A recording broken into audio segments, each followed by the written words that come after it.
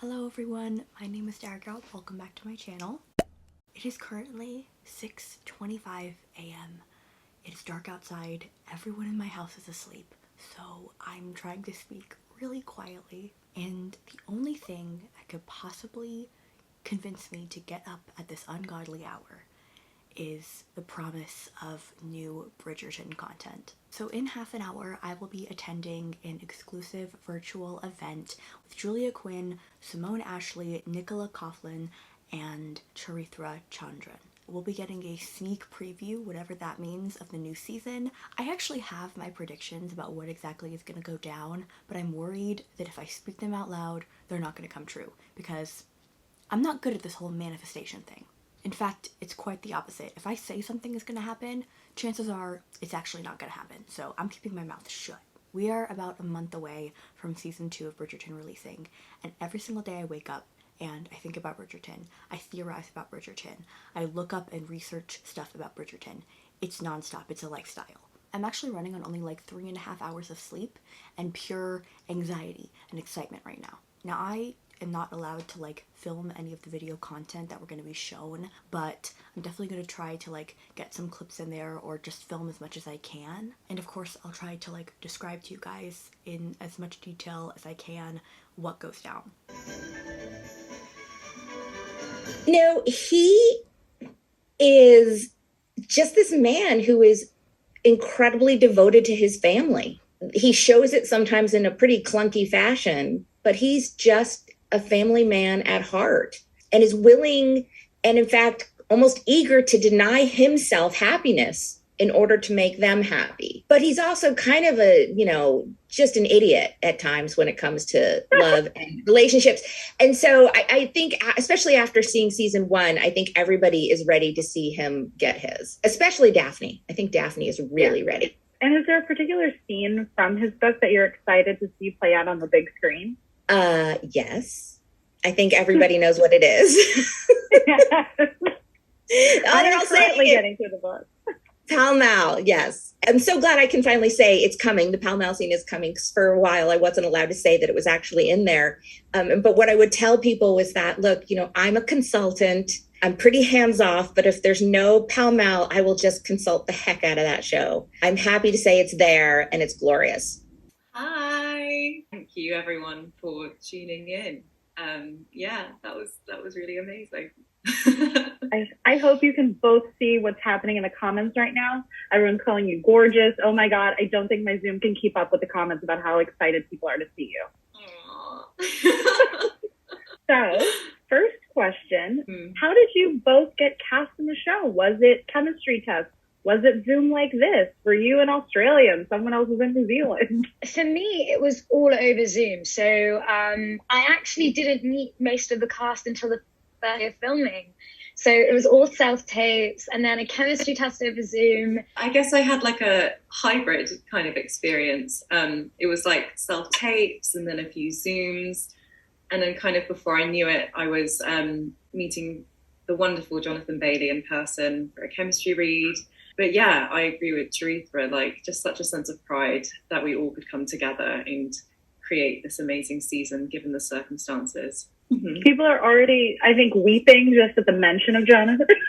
So how was your chemistry read with him? What really jumped out? It's like, oh, this is good. This is going to work. As an actor, like it's such a gift to work with someone who's just so generous. And there was just so much to react off working with Jonny, even from that one chemistry read together. And I think we both just had very similar ideas. A lot of it could also be a bit unspoken, where it was just a bit synchronized. He's obviously just such a gorgeous person inside and out. So it was effortless. I felt incredibly lucky. One's character is shown through little actions.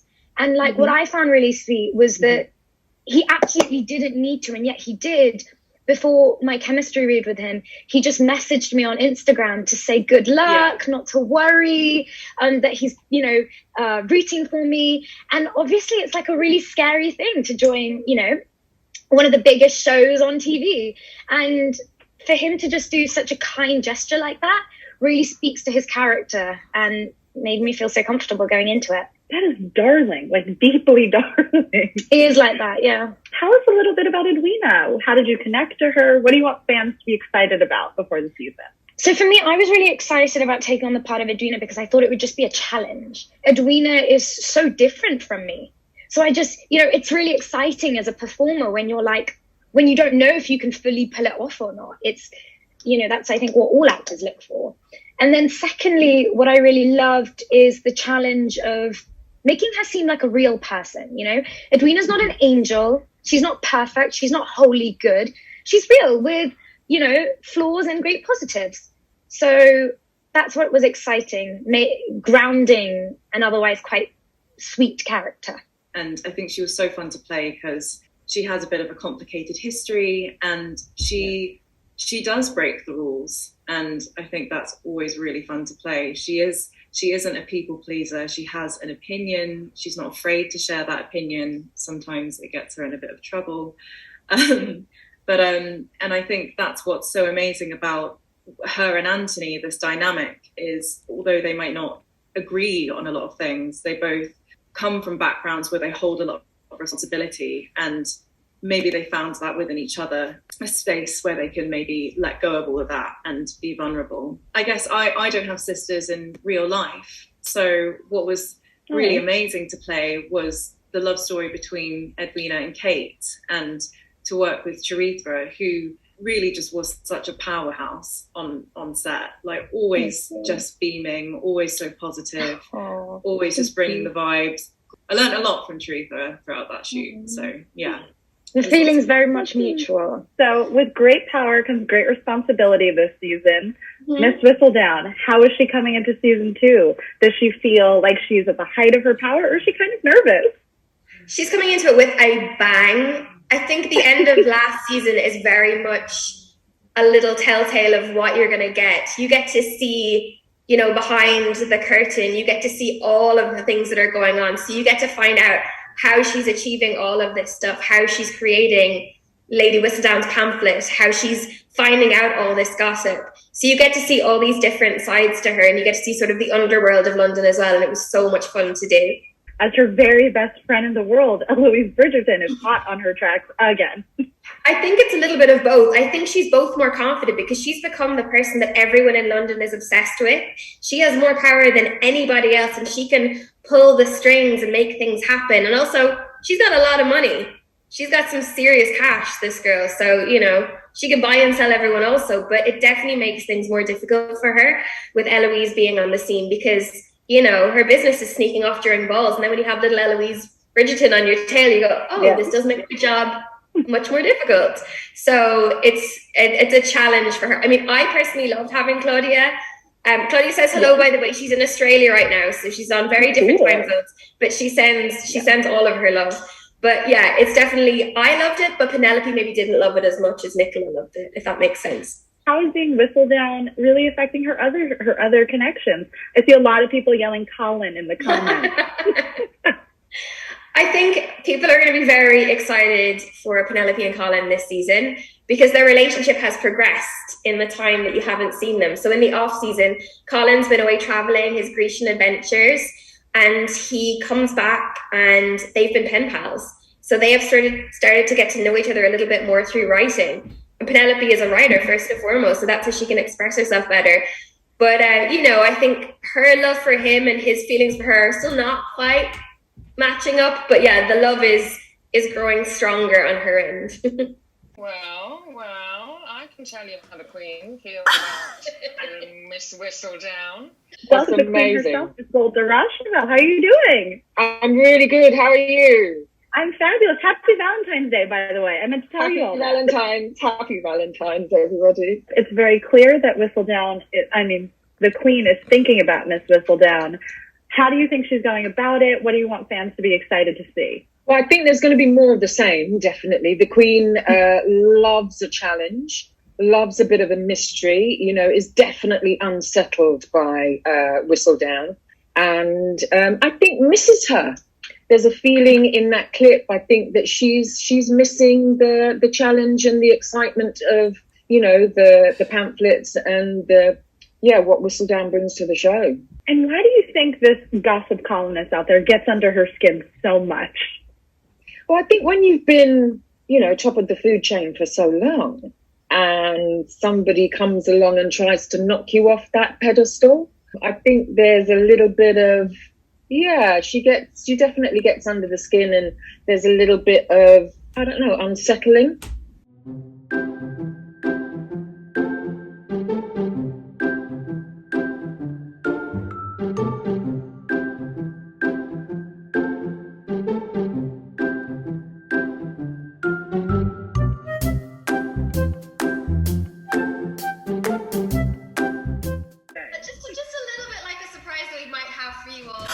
Shut up. Happy Valentine's Day, guys. You've been waiting for it. You've been hungry. It's time for that teaser.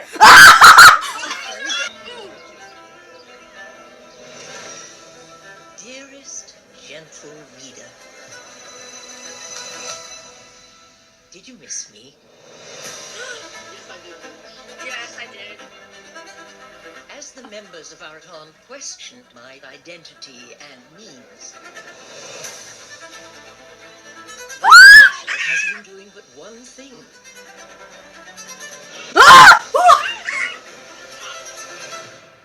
Honing my No, even better, I've been sharpening my knives. What the fuck? Oh my God. What? For all of you. Bro, what the fuck? Did you see that? Did you see that? I don't know what to say. That was incredible. That was so worth the sleep deprivation and the anxiety the night before. I'm not ashamed to admit that I was one of them. It was so sweet. Every single time a new person came into the Zoom, they unmuted everybody, and then you could just hear just this amalgamation of screaming in all these different languages. And it was really sweet to watch the actors, I think especially Nicola and Golda, like receiving all that love. You could tell just how much they appreciated it, and it was so adorable. Of course, everyone was the most excited to hear Simone and see Simone, and she looked so fucking gorgeous. Like, I could not take my eyes off of her for a second. It didn't even matter. Like, someone else could be talking and potentially seeing something interesting. It didn't matter. I was laser focused on Simone. The entire chat was going off about Kate and Anthony all the time. Like, if they were playing a clip that wasn't about Kate or Anthony, everyone was saying, where's the Kathony clip? Where is it? Where is it? And honestly, when Golda showed up just randomly in the Zoom, because no one was expecting her, that was so iconic and so funny. Everyone was freaking the fuck out. The chat started going a mile a minute. Not gonna lie, I was kind of hoping that maybe Jonathan Bailey would do the same and like show up at the very end to like introduce the final clip or something. He didn't, but we did get something real good at the end to almost make up for the lack of Jonny Bailey. And that was the official teaser. Listen, I was hoping for it. I was low-key expecting it. I didn't want to say it at the beginning of this video because I was afraid it wouldn't happen, but it did. I was right. They posted the teaser on Valentine's Day, and it was well worth the fucking wait. As you guys saw, I was on the phone with my friends, Mariam and Samira, and we were reacting to it all together. I'm going to go ahead and watch it again because I need to go like frame by frame, break this shit down because everything was going a mile a minute. My heart was beating out of my chest. I couldn't concentrate. All I saw was flashes of Kate and Anthony and them together. Also, the official Bridgerton accounts posted this poster, and I am obsessed. It just perfectly represents all like the highlights of their story. You have Kate and Anthony playing pal mal together, which is like the quintessential, the defining scene in that entire book and possibly the season. And then you have the bee, which sort of represents all of Anthony's hang-ups and trauma and this sort of like emotional barrier that they both have to push through. Also, I know that we can't really see them up close, but just the way that they're positioned and looking at each other in that poster, it's combative and teasing, but also there's kind of like a pull and attraction, which just like perfectly defines Kate and Anthony. I could literally talk about this poster for days. I could go into heavy detail about the blades of grass. Now, I'm not allowed to show you guys any of the clips that they showed us, but I will try to describe them. The first clip was of Kate, Edwina, Mary, and Lady Danbury all showing up to a ball. They're all surveying the room, and Lady Danbury and Kate are assessing potential suitors for Edwina, and Kate mentions that she does not plan on looking for anyone for herself. She has no one in her life. She's just here to make a match for her sister. The next clip that they showed was of Penelope and Eloise. They have snuck out away from a ball, and they are laying in the grass together, and Eloise is talking about how she doesn't really like being at these balls because she feels like she's constantly being compared to Daphne, and people expect her to be perfect and a wonderful lady just like Daphne was, and she just can't live up to that expectation. And then Penelope shares that she largely feels invisible, and while this can be nice because no one's really paying attention to you and you don't feel that kind of pressure of expectation, it's also really difficult to not ever have the spotlight on you. The third clip was of Queen Charlotte and Lady Danbury, and this was right before like the presentation of the debutantes for the season, and they're discussing Lady Whistledown and whether or not she will be back. The Queen is particularly worried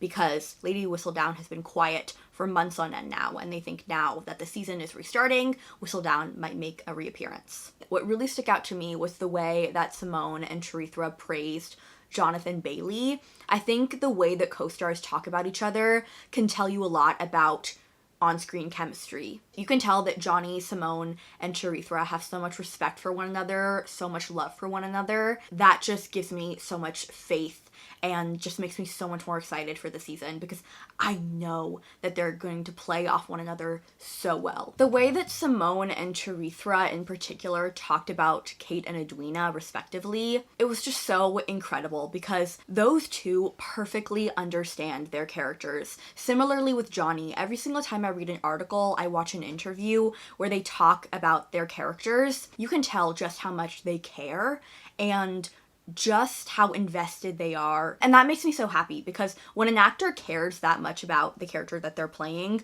you know that they're just going to bring it and put on the most incredible performance. I read The Viscount Who Loved Me for the first time a little over a year ago. I recently reread it in preparation for this season. I love these characters. I love Kate and Anthony and their love story. I've been waiting for so long, hanging on to every piece of information.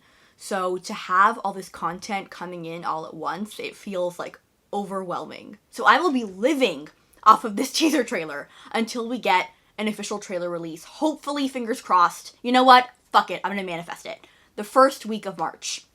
I'm putting it out there into the world. Don't fail me. Okay, let's jump into the teaser trailer. I think this is like my fourth time watching it. It literally just came out 35 minutes ago. Okay, it's the presentation of the debutantes. Did you miss me? She's back!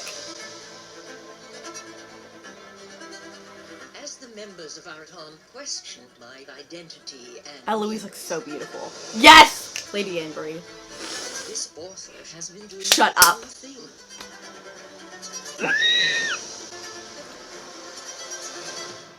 Honing my skills. Just the nod is enough to freak me the fuck Even out. better, I've been sharpening my knives. Same.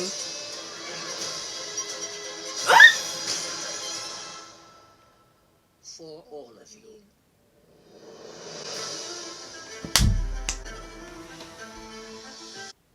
It's still just as fucking good the fourth time, fifth time around. First of all, I think it's very intriguing that the Queen is almost like happy that Whistledown is back. And it makes sense because Whistledown is really the only person whose opinion now matters as much, if not more, than the Queen's. Lady Danbury looks to be very involved with the Sharma family. I have a feeling that maybe she's either taking them under her wing or perhaps even like sponsoring them in some way. I know in the books, the Sheffield family, aka the Sharma family, didn't have a lot of money.